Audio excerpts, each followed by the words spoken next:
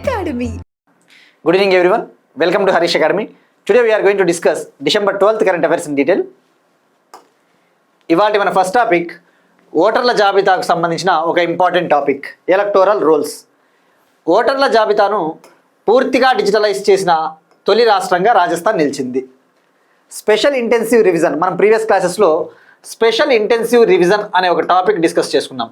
Electoral roles, ఓటర్ల జాబితాకు సంబంధించి ఇప్పుడు దేశంలోని కొన్ని రాష్ట్రాలు, కొన్ని కేంద్రపాలిత ప్రాంతాలలో ఈ యొక్క ప్రత్యేక ముమ్మర సవరణ జరుగుతూ ఉంది.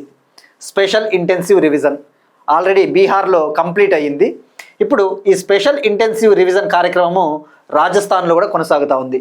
ఈ స్పెషల్ ఇంటెన్సివ్ రివిజన్ కింద ఎలక్టోరల్ రోల్స్ ఏవైతే ఉంటాయో ఆ ఓటర్ల లిస్టు, ఓటర్ల జాబితాను కంప్లీట్గా డిజిటలైజ్ చేసి 100% డిజిటలైజ్ చేసిన ఫస్ట్ స్టేట్గా రాజస్థాన్ నిలిచింది.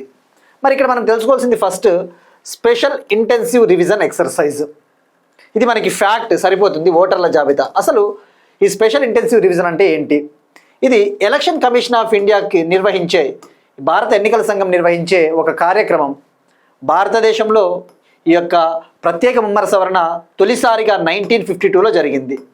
దీని ముఖ్య ఉద్దేశము ఇండియాలో ఎలక్టోరల్ రోల్స్ ఉంటాయి ఓటర్ల జాబితాలో. అయితే ఈ ఓటర్ల జాబితాని అప్డేట్ చేస్తూ ఉంటారు, వెరిఫై చేస్తూ ఉంటారు. ఎందుకంటే వేరే రాష్ట్రాల నుంచి లేదంటే వేరే దేశాల నుంచి కూడా మైగ్రెంట్స్ వస్తూ ఉంటారు. సో ఈ ఓటర్ల లిస్టులను ఎప్పటికప్పుడు వెరిఫై చేయాలి, అప్డేట్ చేస్తూ ఉండాలి అని చెప్పేసి దానికోసం ఎలక్షన్ కమిషన్ ఆఫ్ ఇండియా ఈ ఎస్ఐఆర్ ఎక్సర్సైజ్ని అప్పుడప్పుడు నిర్వహిస్తుంటుంది.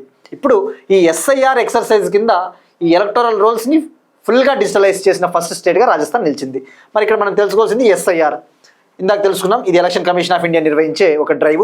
1952లో తొలిసారిగా జరిగింది. 1952 నుంచి 1956 మధ్య అప్పుడు జరిగింది.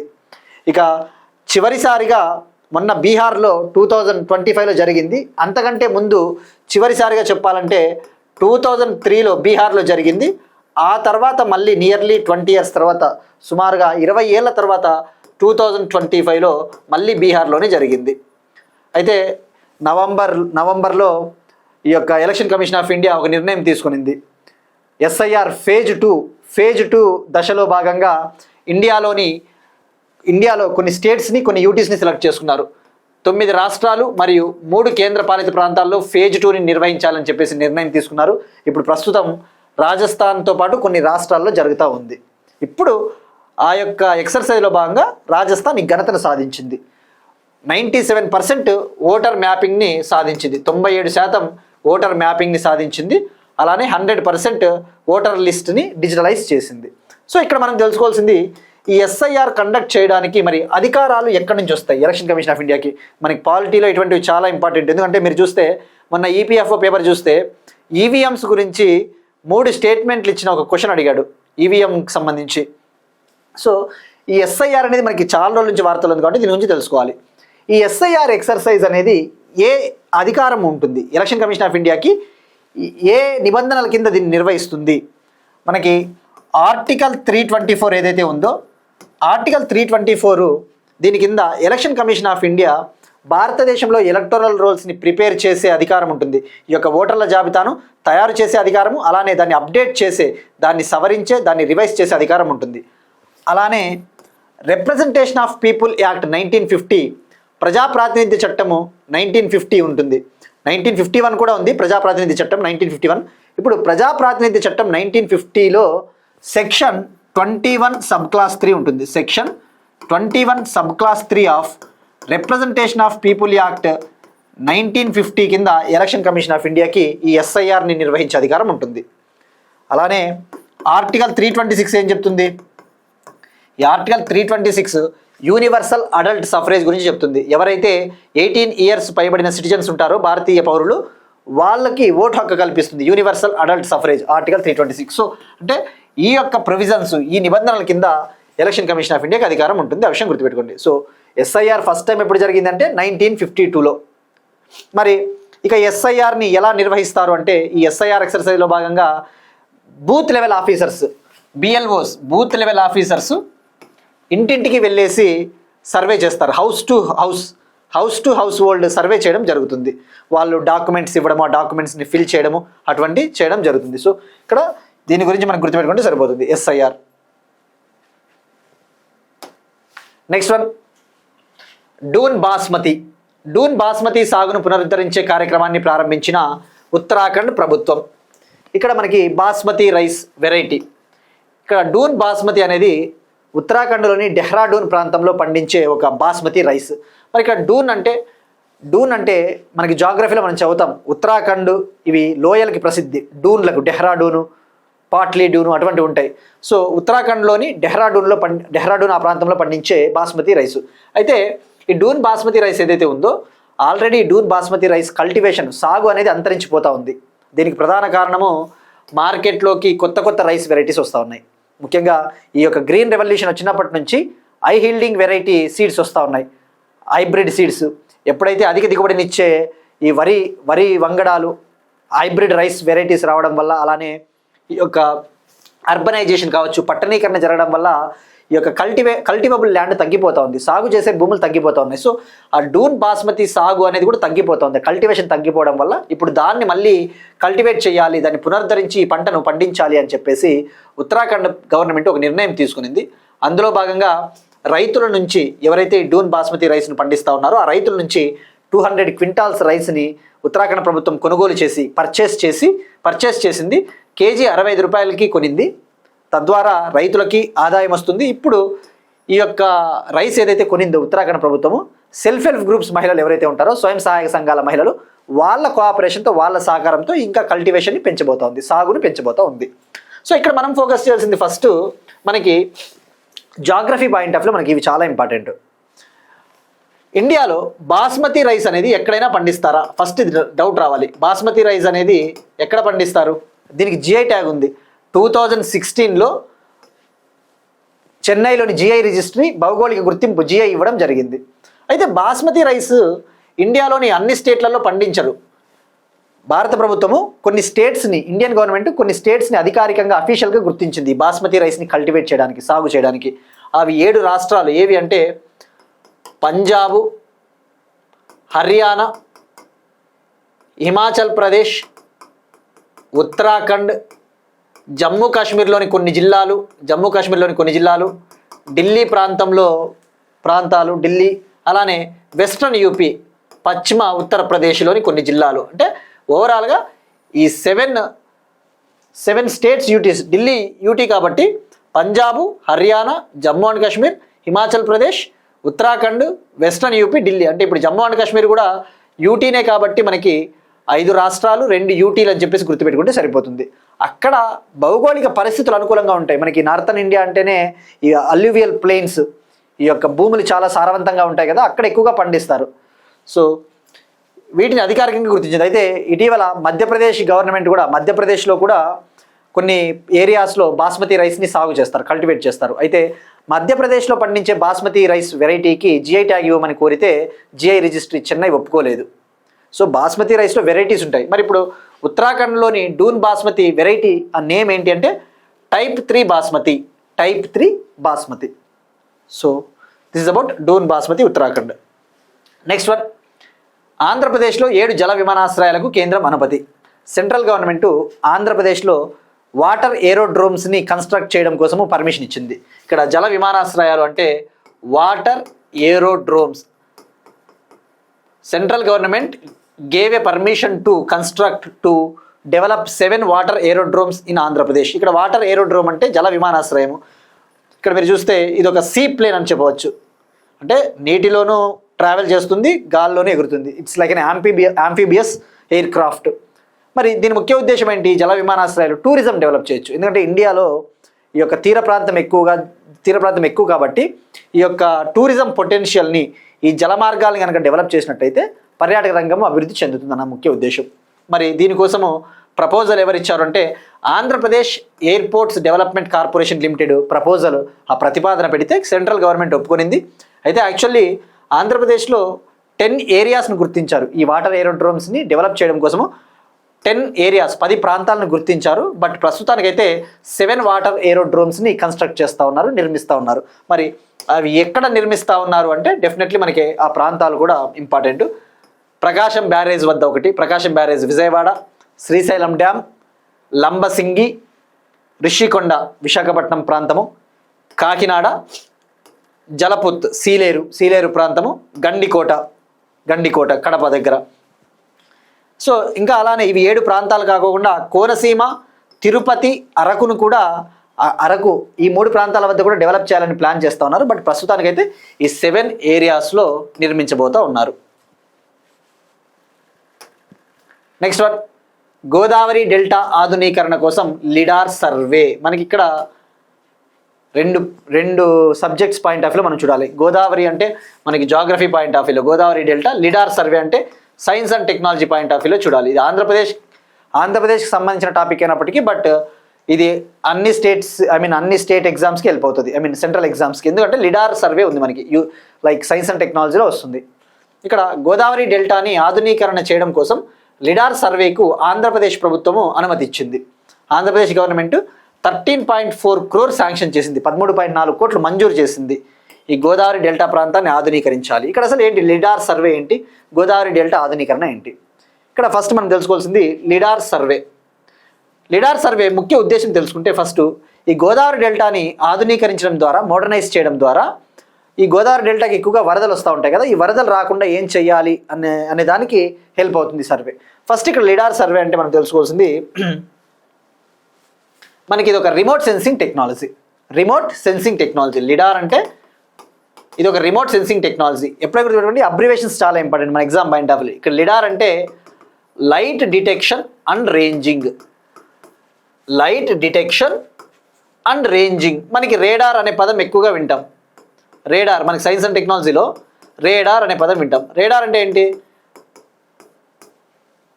రేడార్ అంటే ఇది కూడా రేడియో డిటెక్షన్ అండ్ రేంజింగ్. మన రేడార్ని ఎందుకు యూస్ చేస్తారు? ఏదైనా ఒక ఆబ్జెక్ట్ని, ఏదైనా ఒక వస్తువుని ట్రాక్ చేయాలి, గుర్తించాలి అంటే రేడార్లను ఉపయోగిస్తారు, అంతే కదా. ఇప్పుడు శత్రు దేశాలు మన యుద్ధ వాహన నౌకల్ని లేదంటే యుద్ధ విమానాలని ట్రాక్ చేయడం కోసం రేడార్లను ఉపయోగిస్తూ ఉంటారు. కానీ మనం నిర్మించే స్టెల్త్ ఫ్రిగేట్స్ అటువంటివి రేడార్ కంటికి కూడా చిక్కవు. ఇక్కడ రేడార్ అనేది ఆబ్జెక్ట్స్ని ట్రాక్ చేయడం కోసము. అలానే సోనార్ కూడా ఉంది మనకి. సోనిక్ నావిగేషన్ అండ్ రేంజింగ్, ఇవి అబ్రివేషన్స్ చాలా ఇంపార్టెంట్. అలానే ఇప్పుడు lidar light detection and ranging. ఇవి ఎందుకు ఇంత మనం డీటెయిల్గా ఒకసారి తెలుసుకోవాలి అంటే ఇలాంటి టాపిక్స్ అగైన్ అండ్ అగైన్ వార్తల్లో వస్తూనే ఉంటాయి. మనం ఒక్కసారి లిడార్ టెక్నాలజీ గురించి కనుక తెలుసుకున్నాము అంటే ఇంకొకసారి వీటి గురించి మనం చదివే పని కూడా ఉండదు. ఒకసారి వినేసి నోట్స్ రాసుకుంటే నెక్స్ట్ టైం ఈ టర్మ్ అపియర్ అయినప్పుడు మనకి ఈజీగా గుర్తుండిపోతాయి. సో వన్ టైం ఎక్స్ప్లెనేషన్ అంతే, ఇవి మళ్ళీ ఎక్స్ప్లెనేషన్ చేసుకునే అవసరం లేదు. సో అందుకే కరెంట్ అఫైర్స్ కన్సిస్టెంట్గా చూసే వాళ్ళకి డెఫినెట్లీ వెళ్ళిపోతాయి. ఇక radar detection and ranging. Sonar అంటే ఏంటి? Sonic navigation and ranging. Lidar అంటే లైట్ డిటెక్షన్ అండ్ రేంజింగ్. మరి ఇప్పుడు ఆబ్జెక్ట్స్ని ట్రాక్ చేయాలి. అసలు ఇప్పుడు మనం లిడార్ సర్వేని ఉపయోగించి ఏం చేయబోతున్నాం? గోదావరి డెల్టా. ఇప్పుడు ఉదాహరణకు ఇక్కడ భూమిపైన చెట్లు ఉంటాయి, ట్రీస్.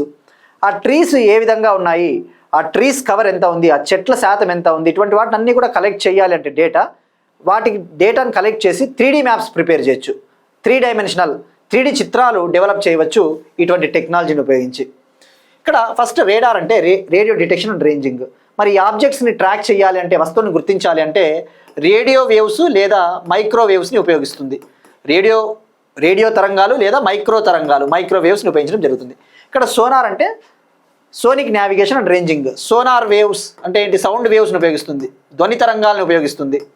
లిడార్ మరి లైట్ వేవ్స్ని ఉపయోగిస్తుంది, కాంతి తరంగాలను ఉపయోగిస్తుంది. ఆ విషయం గుర్తుపెట్టుకోండి లిడారు. మరి ఇక్కడ లిడార్ ఏం చేయబోతుంది? లిడార్లో 3 కాంపోనెంట్స్ ఉంటాయి. ఒకటి లేజర్ ట్రాన్స్మిటరు, మరొకటి లేజర్ రిసీవరు, మరొకటి స్కానర్ ఉంటుంది. అంటే ఇందులో 3 కాంపోనెంట్లు ఉంటాయి ఈ టెక్నాలజీలో. ఇది ఒక రిమోట్ సెన్సింగ్ టెక్నాలజీ కాబట్టి మన లైట్ వేవ్స్ ఏవైతే ఉంటాయో కాంతి తరంగాలని లేజర్ రూపంలో భూమిపైకి పంపిస్తాయి. ఫర్ ఎగ్జాంపుల్ ఈ లేజర్ ట్రాన్స్మిటర్ ఏం చేస్తుందంటే కాంతి తరంగాలు ఈ లైట్ వేవ్స్ని లేజర్ పల్సెస్ రూపంలో భూమిపైకి పంపించినప్పుడు ఆ లేజర్ పల్సెస్ అనేవి రిఫ్లెక్ట్ అవుతాయి. మళ్ళీ తిరిగి ప్రతిబింబించినప్పుడు ఆ లేజర్ రిసీవర్ వాటిని గ్రహించి క్యాప్చర్ చేసి స్కానర్ ద్వారా డేటాని మనకు అందిస్తాయి, 3D మ్యాప్స్ని తయారు చేస్తాయి. ఇక్కడ ఇప్పుడు గోదావరి డెల్టా కోసం చేపట్టిన ఈ ప్రాజెక్టులో భాగంగా ఏం చేస్తారంటే ఈ లేజర్ పల్సెస్ని ఉపయోగించి గోదావరి డెల్టా ఎంత ఉంది, ఫ్లడ్స్ వచ్చే శాతం ఎక్కడ ఉంది, అట్లాంటివన్నీ కూడా డీటెయిల్స్ క్యాప్చర్ చేస్తారు. సో ఇక గుర్తుపెట్టుకోవాల్సింది ఇందులో 3 కాంపోనెంట్ ఉంటాయి. మెయిన్గా అప్లికేషన్స్ వచ్చేసి అగ్రికల్చర్ సెక్టార్, మన యొక్క వ్యవసాయ భూములు ఎంత ఉన్నాయో క్యాలిక్యులేట్ చేయడం కోసము, డిఫెన్స్ సెక్టార్లోను ఇటువంటి వాటర్ రిసోర్సెస్ని క్యాలిక్యులేట్ చేయడం కోసం ఇటువంటి టెక్నాలజీని ఉపయోగిస్తారు. సో మరి ఇప్పుడు ఆంధ్రప్రదేశ్ ప్రభుత్వం దీనికి అనుమతి ఇచ్చింది. మరి ఇక గోదావరి విషయానికి వస్తే గోదావరి రివర్ని దక్షిణ గంగా అంటారు. దక్షిణ గంగా ఇదొక పెనిన్సులార్ రివర్ కదా. పెనిన్సులార్ రివర్ అంటే ఏంటి, మనకి సీజనల్గా ఉంటాయి, వాటర్ అనేవి ఎప్పుడు కూడా ఉండవు అంత ఈజీగా. కానీ పెరినియల్ రివర్స్ అంటే హిమాలయన్ రివర్స్, అవి గ్లేసియర్స్ ఉంటాయి కాబట్టి వాటర్ అనేది ఎప్పుడు కూడా ఉంటాయి. దక్షిణ గంగా కిలోమీటర్స్ వచ్చేసి లెంగ్త్ వచ్చేసి 1465 కిలోమీటర్, 1465 కిలోమీటర్లు. ఈ యొక్క గోదావరి రివరు మహారాష్ట్రలోని త్రయంబకేశ్వర్ దగ్గరలోనే నాసిక్ వద్ద పుడుతుంది. వెస్టర్న్ ఘాట్స్లో పశ్చిమ కనుమలలో ఇక్కడ ఆరిజినేట్ అవుతుంది, పుడుతుంది. మహారాష్ట్ర, తెలంగాణ, ఆంధ్రప్రదేశ్ కవర్ చేస్తుంది. అలానే ఛత్తీస్గఢ్ కవర్ చేస్తుంది. ఛత్తీస్గఢ్లో కొన్ని ప్రాంతాలకి గోదావరి రివర్ వెళ్తుంది. అలానే ఒడిషాకి వెళ్తుంది కొన్ని ప్రాంతాలకి. సో ఇది గోదావరి రివర్. గోదావరికి దక్షిణ గంగా అని పేరు. నెక్స్ట్ వన్ ఎకానమీకి సంబంధించి ప్రొడక్షన్ లింక్డ్ ఇన్సెంటివ్ స్కీమ్ పథకాల కింద 1.88 lakh crore ఇన్వెస్ట్మెంట్ వాణిజ్య మరియు పరిశ్రమల మంత్రిత్వ శాఖ, కామర్స్ అండ్ ఇండస్ట్రీ మినిస్ట్రీ ఒక ప్రకటన చేసింది. ఈ ప్రొడక్షన్ లింక్డ్ ఇన్సెంటివ్ స్కీమ్ ఏదైతే ఉందో, ప్రొడక్షన్ లింక్డ్ ఇన్సెంటివ్ అంటే ఈ యొక్క ఉత్పత్తి ఆధారిత ప్రోత్సాహక పథకం. ఉత్పత్తి ఆధారిత ప్రోత్సాహక పథకాల కింద 1.88 lakh crore పెట్టుబడులు ఇన్వెస్ట్మెంట్లు వచ్చాయని చెప్పేసి చెప్పింది. మనకి ఎగ్జామ్ పాయింట్ ఆఫ్ వ్యూలో పిఎల్ఐ స్కీమ్ అంటే ఏంటో తెలుసుకోవాలా. ఇది ఉత్పత్తి ఆధారిత ప్రోత్సాహకం అంటే ఏంటి, ఎంత ఉత్పత్తి చేస్తే కంపెనీలు అవి చేసే ఉత్పత్తిని బట్టి ప్రభుత్వము ఆర్థిక సహకారము, ఫైనాన్షియల్ ఇన్సెంటివ్స్, ఫైనాన్షియల్ అసిస్టెన్స్ అందిస్తుంది based on production capabilities.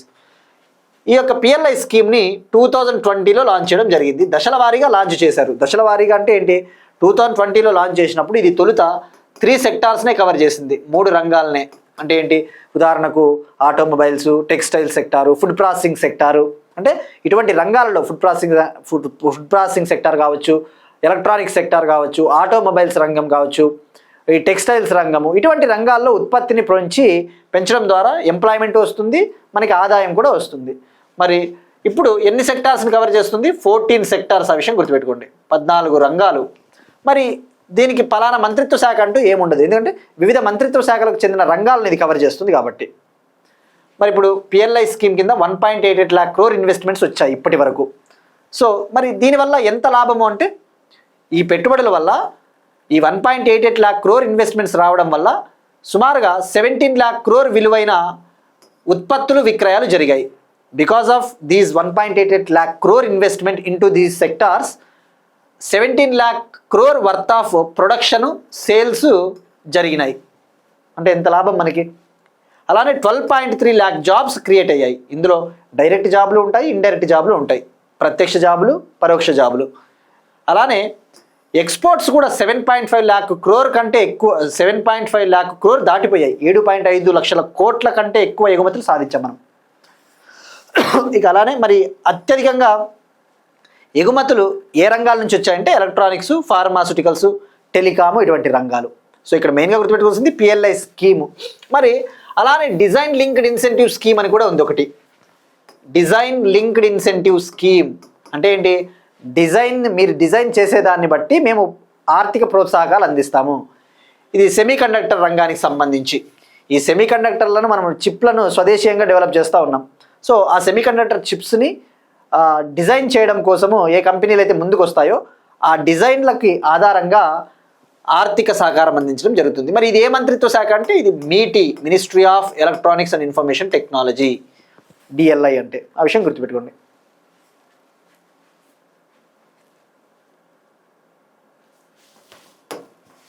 Next one, bank of the year awards 2025 Asia Pacific. Bank of the year awards 2025 Asia Pacific. Asia Pacific ప్రాంతానికి సంబంధించి ఈ 2025 ఇయర్కు గాను bank of the year awards ప్రకటించారు. ఈ అవార్డ్స్ని ప్రకటించింది financial టైమ్స్కి చెందిన బ్యాంకర్ అనే మ్యాగజైన్. ఫైనాన్షియల్ టైమ్స్కి చెందిన బ్యాంకర్ మ్యాగజైన్ ఈ 2025 ఇయర్కు గాను బ్యాంక్ ఆఫ్ బరోడా భారతదేశంలోనే ఉత్తమ బ్యాంకుగా సెలెక్ట్ అయింది. Bank of Baroda selected as a best bank in India. మరి ఇక్కడ బ్యాంక్ ఆఫ్ బరోడా, ఈ బ్యాంక్ ఆఫ్ బరోడా అనేది పబ్లిక్ సెక్టార్ బ్యాంక్ కదా, మనం డిస్కస్ చేసుకున్నాం. ఇండియాలో 12 నేషనలైజ్డ్ బ్యాంక్స్ ఉన్నాయి. భారతదేశంలో 12 జాతీయ ప్రభుత్వ రంగ బ్యాంకులు ఉన్నాయి. అందులో లార్జెస్ట్ పబ్లిక్ సెక్టార్ బ్యాంక్ ఏది? SBI, state bank of India. భారతదేశంలోనే అతిపెద్ద బ్యాంకు, బ్రాంచ్ల పరంగా చూసినా, మార్కెట్ క్యాపిటలైజేషన్, మార్కెట్ విలువ పరంగా చూసినా. మరి రెండవ అతిపెద్ద ప్రభుత్వ రంగ సంస్థ, ప్రభుత్వ రంగ బ్యాంక్ ఏది అంటే bank of Baroda, market capitalization పరంగా చూస్తే. దీని headquarters Vadodara, Gujarat. So ఇది మనకి bank of the year awards 2025.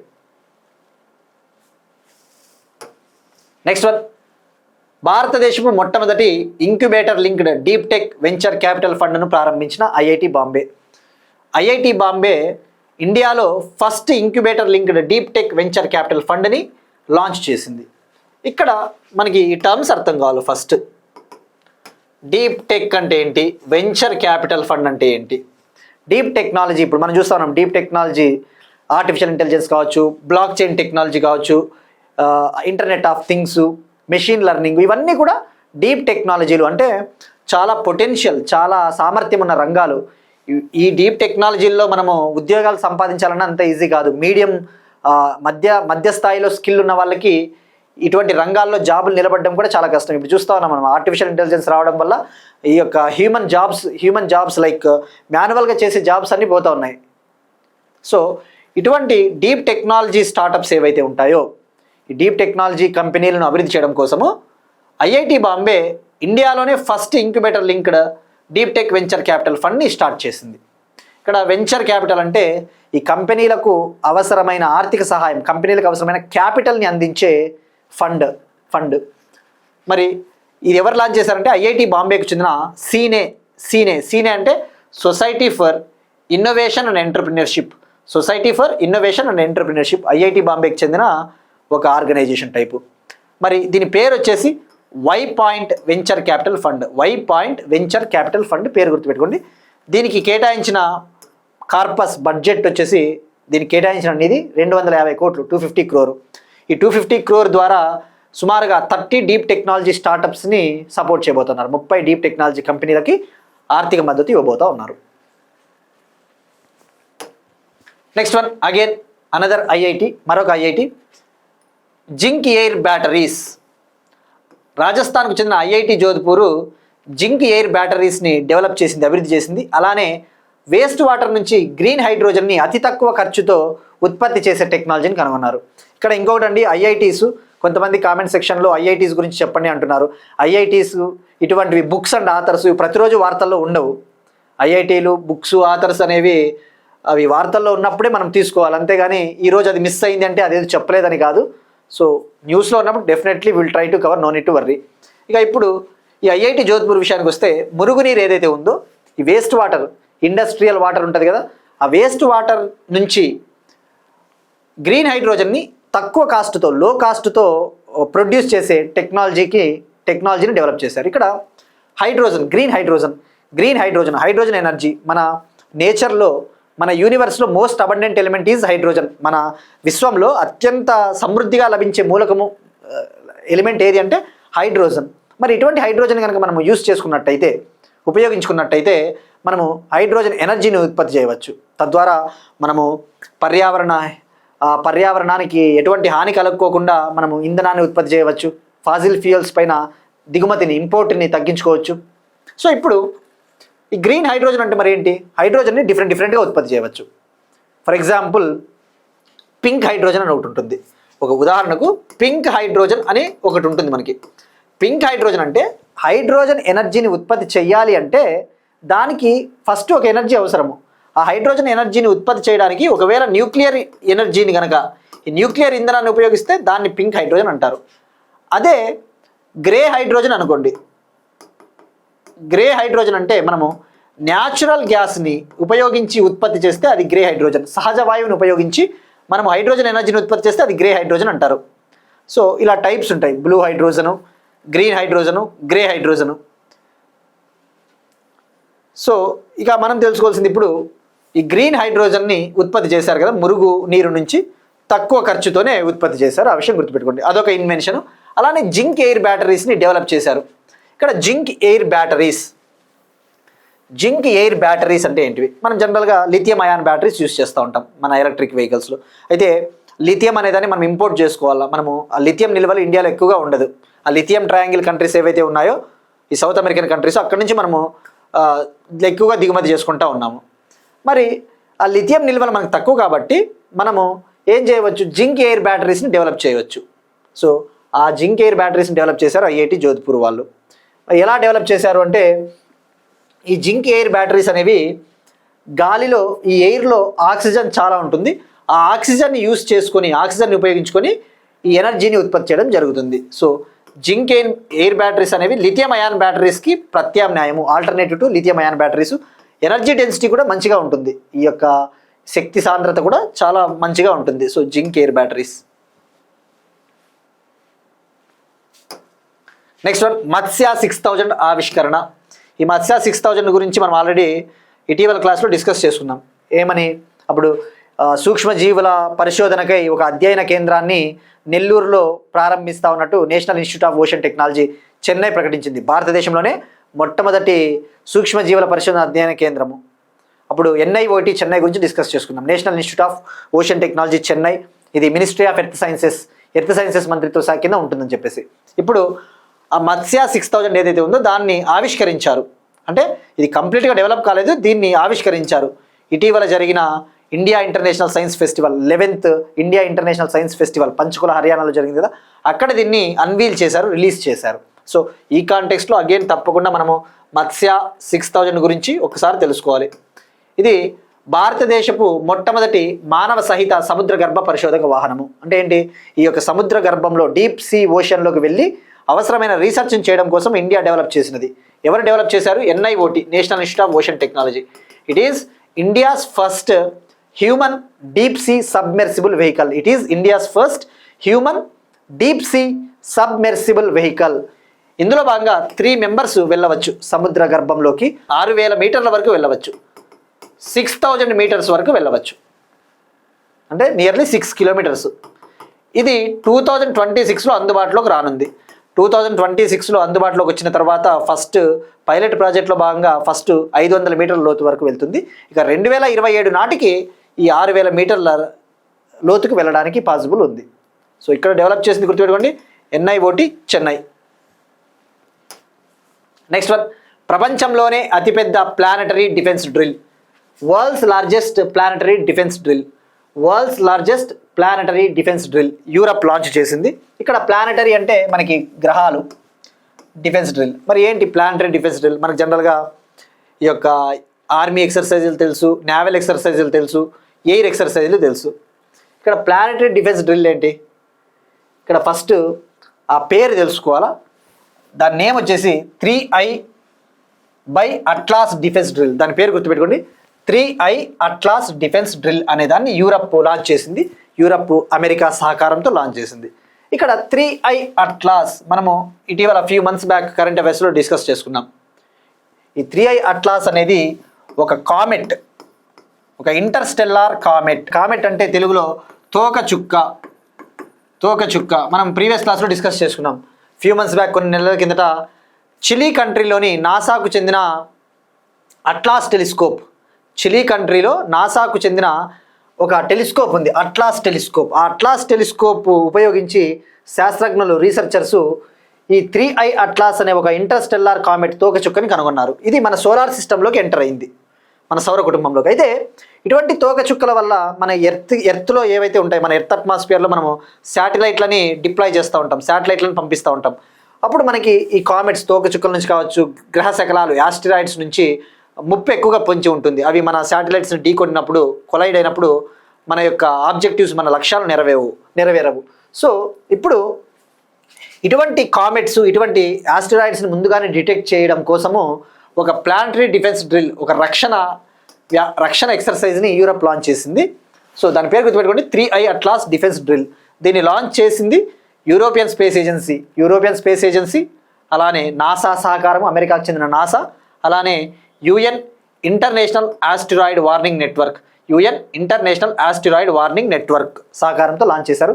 మరి ఇది ఏం చేస్తారంటే డిఫెన్స్ డ్రిల్లో భాగంగా ముందుగానే ఇటువంటి ఆస్టిరాయిడ్స్ కామెట్స్ నుంచి వచ్చే ముప్పు ఏదైతే ఉంటుందో థ్రెట్, వాటిని ముందుగానే డిటెక్ట్ చేసి అర్లీ వార్నింగ్స్ ఇస్తుంది. Next one, UNEP champions of the earth award 2025, United Nations Environment Programme champions of the earth award 2025. ఇక్కడ యుఎన్ఈపి ఐక్యరాజ్య సమితి పర్యావరణ ప్రోగ్రామ్ ఈ పర్యావరణ సంరక్షణ కోసం కృషి చేస్తుంటుంది. It always tries for the environment conservation. మరి ఇది 1972లో ఏర్పాటైంది ఈ ఆర్గనైజేషన్ అని చెప్పేసి తెలుసుకున్నాం ఆల్రెడీ. దీనికి హెడ్ క్వార్టర్స్ నైరోబి, కెన్యాలో ఉంటుందని చెప్పి తెలుసుకున్నాం. మరి యుఎన్ఈపి ఎవ్రీ ఇయర్ ప్రతి సంవత్సరం కూడా ఛాంపియన్స్ ఆఫ్ ది ఎర్త్ అవార్డుని ఇస్తుంది. ఈ champions of the earth award అనేది ఈ యొక్క ఎన్విరాన్మెంటల్ హైయెస్ట్ అవార్డు అని చెప్పవచ్చు. యుఎన్ఈపి ఇచ్చే ఎన్విరాన్మెంటల్ హైయెస్ట్ అవార్డు, పర్యావరణ అత్యుత్తమ అవార్డు. మరి ఈ సంవత్సరము తమిళనాడు గవర్నమెంట్లో అడిషనల్ చీఫ్ సెక్రటరీగా పనిచేస్తూ ఉన్న ఐఏఎస్ ఆఫీసర్ సుప్రియా సాహు గారు ఈ అవార్డును గెలుచుకున్నారు.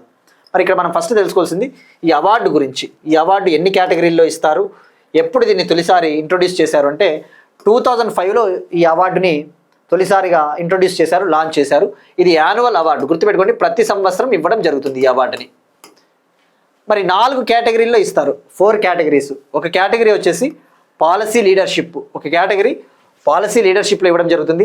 మరొక కేటగిరీ ఇన్స్పిరేషన్ అండ్ యాక్షన్ అంటే స్ఫూర్తి మరియు అలానే అవసరమైన చర్యలు చేపడుతున్న కేటగిరీలో ఇవ్వడం జరుగుతుంది. మరొకటి ఎంటర్ప్రెన్యూరియల్ విజన్ అంటే ఏంటి, ఎవరైతే బిజినెస్ మ్యాన్లుగా ఉంటూ వాళ్ళు పారిశ్రామికవేత్తలుగా ఉంటూ పర్యావరణాన్ని కాపాడడానికి కృషి చేస్తూ ఉంటారు, ఆ కేటగిరీలో ఇవ్వడం జరుగుతుంది.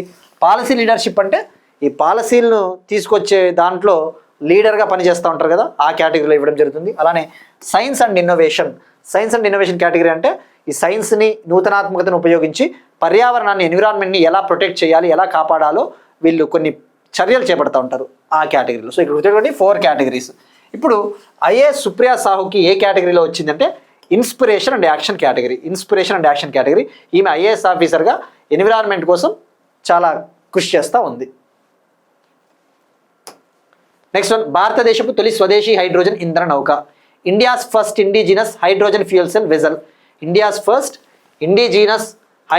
ఫ్యూయల్ సెల్ వెజల్, భారతదేశపు తొలి స్వదేశీ హైడ్రోజన్ ఇంధన నౌక. ఇందాకనే మనం హైడ్రోజన్ ఎనర్జీ గురించి డిస్కస్ చేసుకున్నాం. ఇప్పుడు ఈ యొక్క తొలి స్వదేశీ హైడ్రోజన్ ఇంధన నౌకను యూనియన్ పోర్ట్స్ మినిస్టర్, పోర్టుల మంత్రి సర్బానంద సోనోవాల్ గారు వారణాసిలోని నమో ఘాట్ వద్ద దీన్ని ప్రారంభించారు. ఇలా ఉంటుంది, ఇది ఒక పడవ టైపు, ఓడ టైపు. ఎక్కడ ప్రారంభించారు? ఉత్తరప్రదేశ్, వారణాసి లేదా కాశీ అంటారు కదా, వారణాసిలోని నమో ఘాట్ వద్ద ప్రారంభించారు. మరి దీని ముఖ్య ఉద్దేశం ఏంటి? ఇండియాలో రివర్ టూరిజంని డెవలప్ చేయాలి, క్రూయిజ్ టూరిజం. భారతదేశంలో జాతీయ జలమార్గాలు చాలా ఉన్నాయి, నేషనల్ వాటర్ వేస్. ఆ నేషనల్ వాటర్ వేస్లో కనుక టూరిజంని, ఇటువంటి పడవలు, ఓడల ద్వారా టూరిజంని డెవలప్ చేయవచ్చు, తద్వారా ఇన్కమ్ వస్తుంది.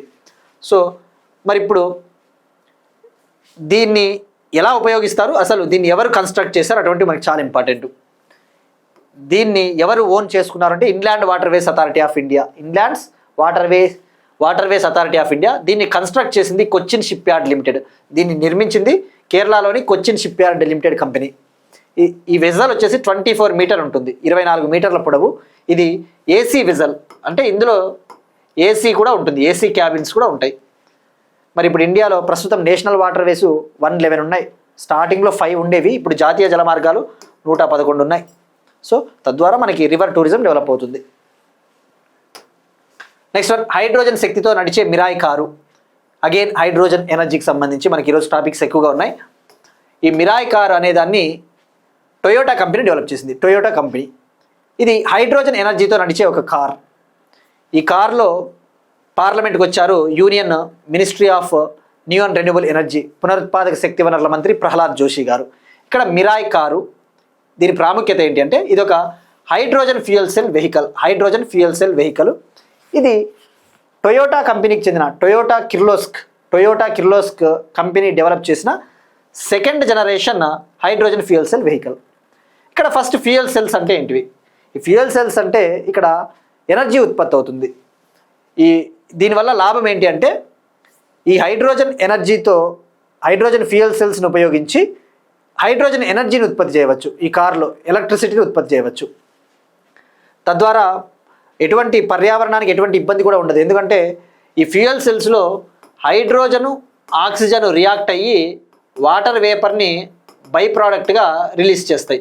ఈ ఫ్యూయల్ సెల్స్ ఏవైతే ఉంటాయో అందులో హైడ్రోజను ఆక్సిజన్ రియాక్ట్ అయ్యి రియాక్షన్ జరుపుకుని వాటర్ వేపర్ని మాత్రమే ఉత్పత్తి చేస్తాయి బై ప్రోడక్ట్గా. సో తద్వారా ఎన్విరాన్మెంట్ కూడా ఏం ప్రాబ్లం ఉండదు, కర్బన ఉద్గారాలు రిలీజ్ కావు. సో మరి ఇప్పుడు ఇండియన్ గవర్నమెంట్ ఒక పైలట్ ప్రాజెక్ట్ కూడా లాంచ్ చేసింది. ఈ మిరాయ్ కార్ని టెస్ట్ చేయాలి. ఎందుకంటే ఇప్పుడు మనం డెవలప్ చేసాం కదా, అసలు ఇది ఎంత దూరం పోతుంది, దీని కెపాసిటీ ఎంత అని చెప్పేసి దీన్ని సామర్థ్యాన్ని టెస్ట్ చేయడం కోసము, దీని కెపాసిటీని టెస్ట్ చేయడం కోసము ఒక పైలట్ ప్రాజెక్ట్ని లాంచ్ చేసింది ఇండియా.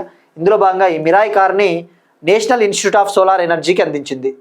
హర్యానాలోని గురుగ్రామ్లో ఉన్న నేషనల్ ఇన్స్టిట్యూట్ ఆఫ్ సోలార్ ఎనర్జీకి అందించింది. ఈ కార్ని 2 ఏండ్ల పాటు ట్రయల్స్ నిర్వహించబోతున్నారు ఈ కార్ పైన.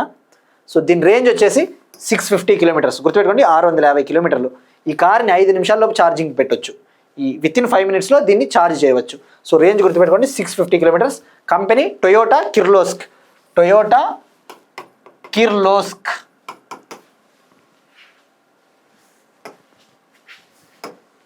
నెక్స్ట్ వన్ స్పోర్ట్స్కి సంబంధించి మార్చ్ 2026లో తొలి కామన్వెల్త్ ఖోఖో ఛాంపియన్షిప్కు ఆతిథ్యం ఇవ్వనున్న భారతదేశం. ఇండియా 2026 మార్చిలో ఫస్ట్ కామన్వెల్త్ ఖోఖో ఛాంపియన్షిప్కి ఆతిథ్యం ఇవ్వబోతోంది, హోస్ట్ కంట్రీగా ఉండబోతోంది. మరి ఇక్కడ ఖోఖో అనేది మనకి ఒక ట్రెడిషనల్ స్పోర్ట్, సాంప్రదాయబద్ధమైన క్రీడ. కానీ అన్ఫార్చునేట్లీ దురదృష్టవశాత్తు దీన్ని ఇంకా చాలా గేమ్స్లో ప్రదర్శన క్రీడగానే ఉంచుతున్నారు. అంటే ఒలింపిక్స్లో కూడా ఇంకా ఈ గేమ్ లేదు. ఈవెన్ కామన్వెల్త్ గేమ్స్లో కూడా ఇంకా దీన్ని అఫీషియల్గా చేర్చలేదు. అంతేందుకు మొన్న జరిగిన ఖేలో ఇండియా యూనివర్సిటీ గేమ్స్లో కూడా దీన్ని ఒక ప్రదర్శన క్రీడగానే ప్రదర్శించారు, కానీ అఫీషియల్ గేమ్గా దీన్ని ప్రదర్శించలేదు. సో ఇప్పుడు ఈ ఖోఖోని పాపులర్ చెయ్యాలి అని చెప్పేసి ఇండియా 2026 మార్చిలో ఫస్ట్ కామన్వెల్త్ ఖోఖో ఛాంపియన్షిప్ని కండక్ట్ చేయబోతోంది. అయితే ఎక్కడ నిర్వహించబోతున్నారు, ఎక్కడ కండక్ట్ చేయబోతున్నారు అని చెప్పేసి ఇంకా ఆ స్టేట్ని ఫైనల్ చేయలేదు. ఏ రాష్ట్రంలో నిర్వహిస్తారనేది ఇంకా క్లారిటీ రాలేదు. బట్ క్లారిటీ వచ్చిన తర్వాత వి విల్ నో ఇట్, మనం తెలుసుకుందాం. ఎప్పుడు జరగబోతోంది? మార్చ్ 9 నుంచి 14 2026. ఈ ఛాంపియన్షిప్లో 24 కంట్రీస్కి పైగా పార్టిసిపేట్ చేయబోతున్నాయి. 24కు పైగా దేశాలు పార్టిసిపేట్ చేయబోతున్నాయి. దీన్ని నిర్వహించేది ఖోఖో ఫెడరేషన్ ఆఫ్ ఇండియా. ఈ ఖోఖో అనేది మనకి చాలా ఇంపార్టెంట్. జనరల్గా యూపీఎస్సీలో ఇటువంటి స్పోర్ట్స్కి సంబంధించి క్వశ్చన్స్ అడిగారు, కానీ మొన్న యూపీఎస్సీ 2025 ప్రిలిమ్స్లో ఖోఖో గురించి క్వశ్చన్ అడిగాడు. ఏమని అడిగాడు? క్రింది వాటిలో ఫస్ట్ ఖోఖో వరల్డ్ కప్కి సంబంధించి నిజాలు ఏవి అన్నాడు. 2025లో తొలిసారిగా ఫస్ట్ ఖోఖో వరల్డ్ కప్ జరిగింది. ఎక్కడ జరిగింది? అది న్యూఢిల్లీలో జరిగింది. ఈ స్టేట్మెంట్ కరెక్ట్. ఈ యొక్క పురుషుల ఖోఖో వరల్డ్ కప్ని, మహిళల ఖోఖో వరల్డ్ కప్ని ఇండియానే గెలుచుకునింది. బోత్ మెన్స్ ఖోఖో వరల్డ్ కప్ని, ఉమెన్స్ ఖోఖో వరల్డ్ కప్ని ఇండియానే గెలుచుకునింది. సో స్పోర్ట్స్ కూడా అడుగుతున్నాడు యూపీఎస్సీ లాంటి ఎగ్జామ్స్లో. స్పోర్ట్స్ అనేది ఇప్పుడు అన్ని ఎగ్జామ్స్కి ఇంపార్టెంటే. ఇక మరి ఈ ఖోఖో వరల్డ్ కప్ని ఫస్ట్ టైం నిర్వహించారు కదా, ఎవరు నిర్వహించారు అంటే ఖోఖో ఫెడరేషన్ ఆఫ్ ఇండియా, అలానే ఇంటర్నేషనల్ ఖోఖో ఫెడరేషన్తో కలిసి నిర్వహించడం జరిగింది. Next one ICC ODI rankings, international cricket council one day cricket rankings. One day cricket 50 overs పాటు జరిగే క్రికెట్, 50 ఓవర్ల పాటు జరిగే క్రికెట్. మరి ఇప్పుడు రోహిత్ శర్మ నంబర్ 1 ప్లేస్లో నిలిచాడు. Rohit Sharma Indian star batsmen first ప్లేస్లో నిలిచాడు. సెకండ్ ప్లేస్లో విరాట్ కోహ్లీ నిలిచాడు. మొన్న సౌత్ ఆఫ్రికాతో జరిగిన 3 మ్యాచెస్ ఓడిఐ సిరీస్లో Virat Kohli man of the సిరీస్గా నిలిచాడు. ఇక ఐసీసీ అంటేనే గుర్తు రావాల్సింది ఇంటర్నేషనల్ క్రికెట్ కౌన్సిల్. ఇది 1909లో ఏర్పాటైంది, 1909 సంవత్సరంలో. దీని హెడ్ క్వార్టర్స్ ఫస్ట్ ఏర్పాటైనప్పుడు లండన్ ఉండేది, లండన్ యూకే. ఆ తర్వాత దుబాయ్కి షిఫ్ట్ చేశారు. Dubai UAE country, United Arab Emirates country. దీనికి ఐసీసీ చైర్మన్ వచ్చేసి జైషా, అమిత్ షా కొడుకు జైషా. ఇక ఇవాటి క్వశ్చన్ చూస్తే మనం డిస్కస్ చేసుకున్నాం. రామ్ఘర్ విష్దారి టైగర్ రిజర్వ్ ఏ రాష్ట్రంలో ఉంది? మనం డిస్కస్ చేసుకున్నాం. Ramgarh విష్దారి tiger reserve. ఇక అలానే భారతదేశంలో ఎన్ని టైగర్ రిజర్వ్లు ఉన్నాయి దీనికి ట్రై చేయండి. టైగర్ స్టేట్ ఆఫ్ ఇండియాగా ఏ రాష్ట్రాన్ని పిలుస్తారు? టైగర్ స్టేట్ ఆఫ్ ఇండియాగా ఏ రాష్ట్రాన్ని పిలుస్తారు? ఇక నిన్నటి క్వశ్చన్కి ఆన్సరు యూజీసీ రెగ్యులేషన్స్ 2023 కింద ఇండియాలో క్యాంపస్ను ప్రారంభించిన మొదటి విదేశీ యూనివర్సిటీ మనకి యూనివర్సిటీ ఆఫ్ సౌతాంప్టన్, యూకేకి చెందిన యూనివర్సిటీ ఆఫ్ సౌతాంప్టన్ హర్యానాలోని గురుగ్రామ్లో క్యాంపస్ని ఆగస్ట్ నెలలో లాంచ్ చేసింది. ఇవి వాటి కరెంట్ అఫైర్స్. మనం ఒకసారి క్విక్గా రీక్యాప్ చూద్దాం.